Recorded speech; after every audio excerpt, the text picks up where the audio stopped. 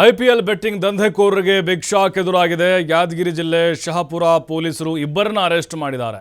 6.99 ಲಕ್ಷ ನಗದು ಹಾಗೆ 3 ಮೊಬೈಲ್ಗಳನ್ನು ಜಪ್ತಿ ಮಾಡಿದ್ದಾರೆ.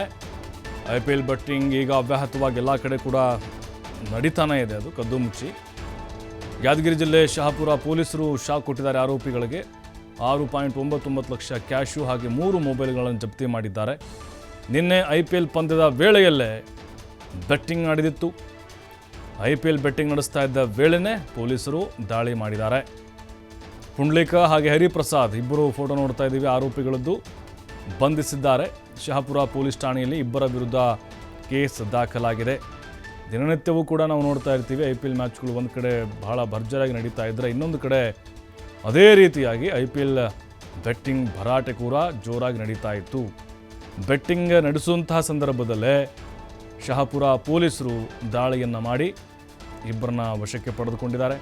ಸುಮಾರು 7 ಲಕ್ಷ ನಗದು ಹಾಗೆ 3 ಮೊಬೈಲ್ಗಳನ್ನು ಜಪ್ತಿ ಮಾಡಿ ವಿಚಾರಣೆ ನಡೆಸ್ತಾ ಇದ್ದಾರೆ.